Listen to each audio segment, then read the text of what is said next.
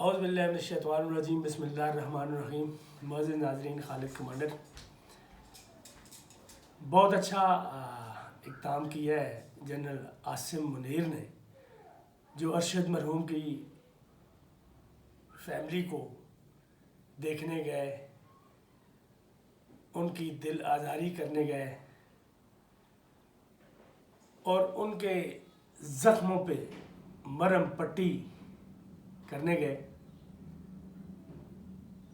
दिल आज़ारी नहीं, दिल जोई के लिए वो गए। और ये हमारा वैसे भी एक कल्चरल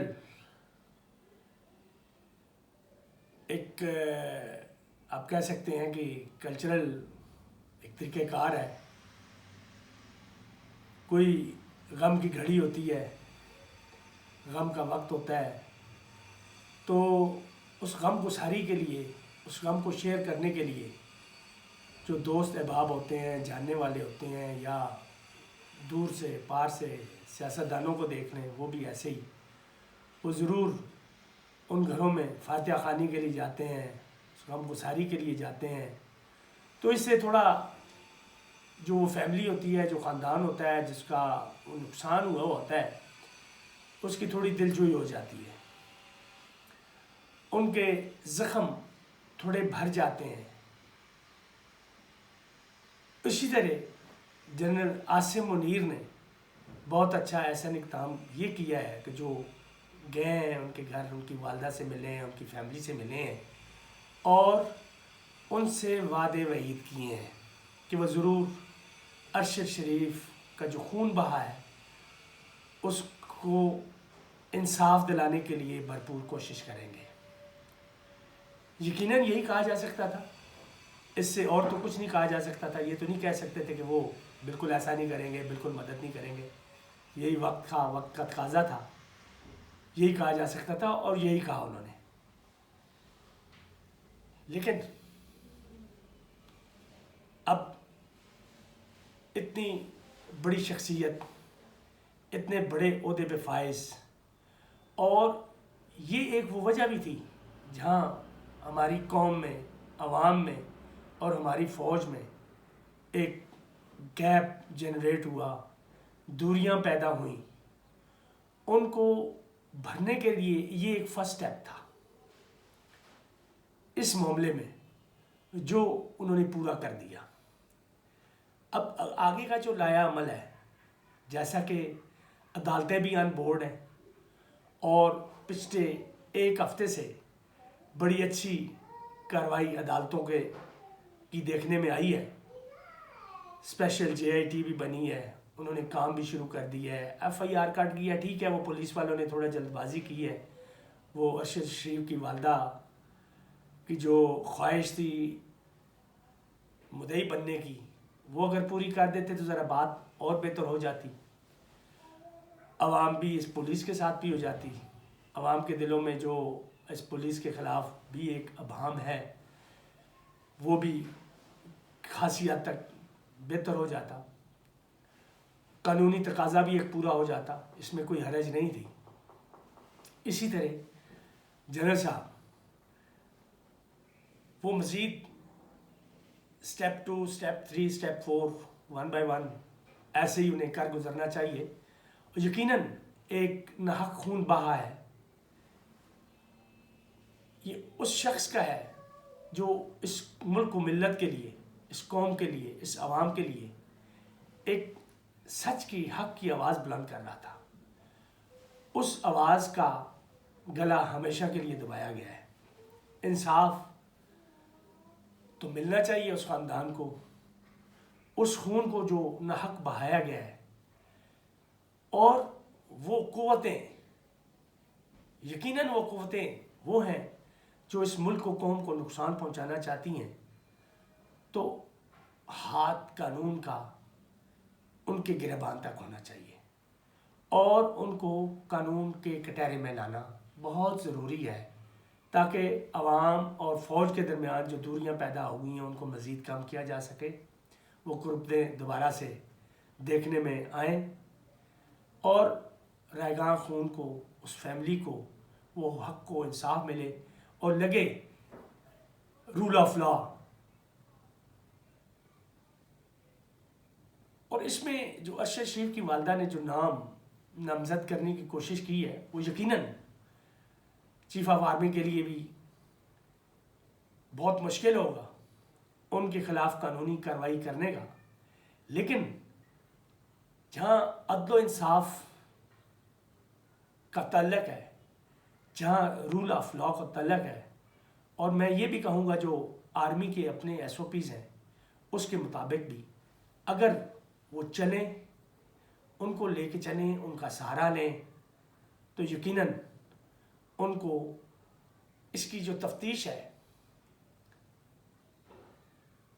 उसमें पूरे तरीके से अदालतों की कानून की रहनुमाई के लिए जो मदद ज़रूरत है इनकी, उसमें इनको पेश होना चाहिए। और ये काम अगर सिद्ध के दिल से किया जाए और वाकई अगर मुल्क कौम की बेहतरी के लिए किया जाए, ये ज़रूरी भी है और उनको करना भी चाहिए। और मैं उम्मीद करता हूँ कि जिस तरीके से पहला कदम उन्होंने उस घर में आके गमगुसारी की है, वो आइंदा भी स्टेप 2 भी, यानी इस केस में मज़ीद जो मुआवनत कर सकते हैं, जो मदद कर सकते हैं, वो स्टेप 2 भी उठाएंगे, स्टेप 3 भी उठाएंगे, हत्ता कि ये जो कत्ल का मामला है ये अपने अंजाम को नहीं पहुंच जाता। और वो किरदार जिन्होंने इस हक और सच की आवाज़ को दबाने की कोशिश की है वो कैफरे किरदार तक नहीं पहुंच जाते। ये भरपूर मैं उम्मीद करता हूँ और उनकी दुआ भी करता हूँ उनके लिए कि अल्लाह ताला उनको इस मामले में साबित कदम रखे। यकीनन अगर उनके साथियों के ख़िलाफ़ तफ्तीश होनी है तो ये थोड़ा सा किसी मुश्किल होता है, लेकिन मेरे ख्याल में मुल्क कौम की जब बात आ जाए तो उस वक्त ना किसी ओहदे की परवाह होती है, ना किसी इदारे की परवाह होती है, वो मुल्क की परवाह करनी पड़ती है और मुल्क के लिए बेहतर जो फैसला होता है वही करना पड़ता है। अगर यही बात chief of army staff general Bajwa, वो उस वक्त सीट पे थे, वो उस वक्त कुर्सी पे थे,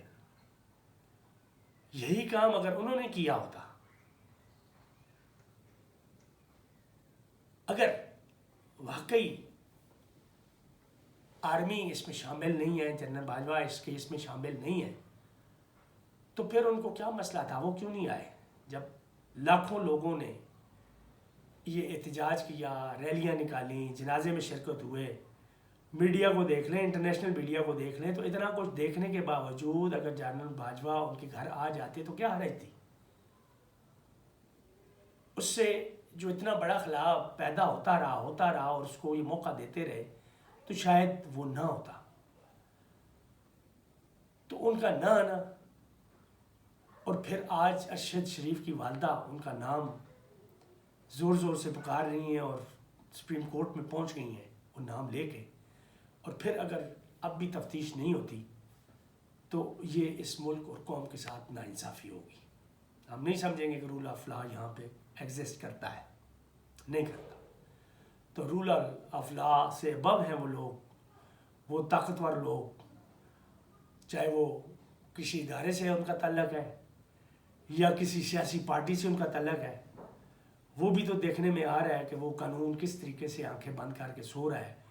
कि जो कल तक एक्यूज़ थे, चोर थे, डाकू थे, बेतहाशा उनके ख़िलाफ़ केसेस थे, किस तरीके से उनको आज़ादियाँ दी जा रही हैं, खामोशी से कानून उनको फ्री कर रहा है और वो दूसरा मज़ा हुकूमत के भी लूट रहे हैं।